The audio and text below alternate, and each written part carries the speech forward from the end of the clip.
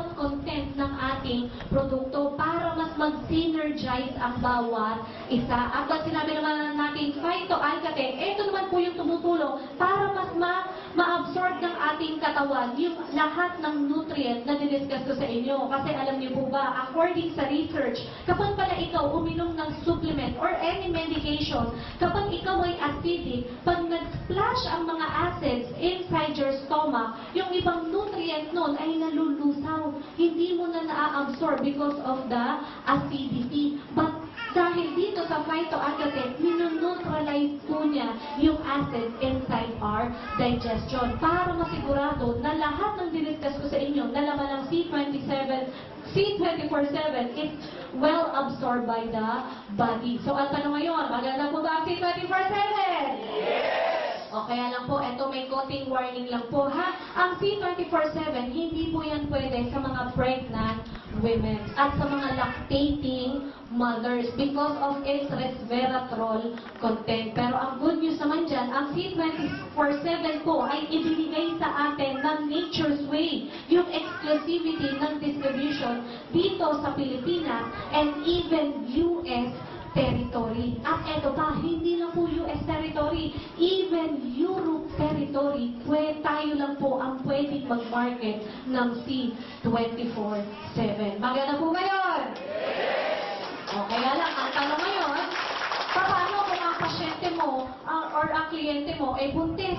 O eto po ngayon ang ating ibibigay sa kanila. Ang i-recommend natin is Complete Phyto Energizer. Meron naman po itong 16,000 phytonutrients. So, ang portion ng C24/7 ay nasa complete without the anti-aging and the resveratrol content ng C24/7. Okay? Pero kung gusto mo naman ng purely laman ng resveratrol natin, ito naman po ang inumin nyo, yung ating Restore Life. Okay, and what else? Meron din po tayong Cimentrin. Ito naman po ay para sa mga taong ST. Alam niyo po ba yung mga taong ST? Hindi po sobrang taba, sobrang takaw lang. Sobrang takaw. Bakit po yan para sa mga sobrang takaw? Kasi meron yung glucomannan hydrocarbonate. Ang ginagawa po kasi ng glucomannan hydrocarbonate is appetite suppressant. Yung po ang pagkakaiba natin sa ibang pagpapayat. Yung iba kasi pagpapayat is more on fat burner ang laman. So it's more on detoxification. Dudumi ka ng dudumi. But ang glucomannan hydrocarbonate po, ang ginagawa po niyan is kinokontrol niya yung gana mo sa pagkain. Nawawala or nababawasan ang gana sa pagkain. Okay, and what else? Meron din po tayong colidus. Ito naman po yung fish oil.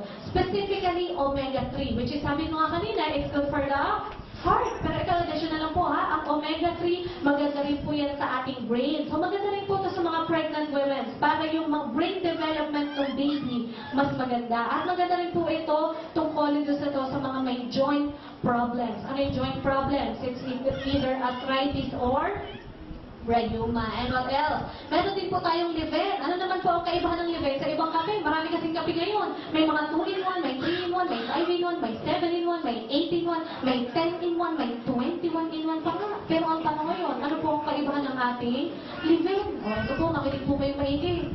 Ang ating Liven po ay 16,000 in 1. Wala ka kayo.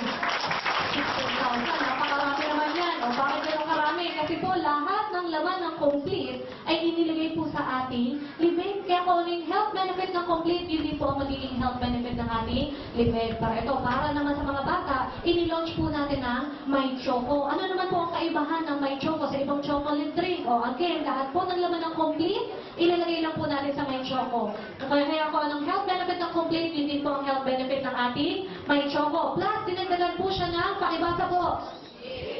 DHA. At kino-commercial na rin yan sa TV. Sabi nga sa commercial sa TV, DHA is good for our brain, for the memory. Kaya pag po ang mga anak nyo ay nasa row 4, iyan, painumin nyo na po na may choco, ha? Nang malipat na sa row 1. Okay, and what else? Meron rin po tayong white light. Ito naman po ay glutathione product. Pero ito ha, marami kasi nagsasabi, ang glutathione ay hindi po. Side effect lang po niya, yung tayo ay puputi. Ang main benefit po talaga ng glutathione is, it's a liver detoxifier.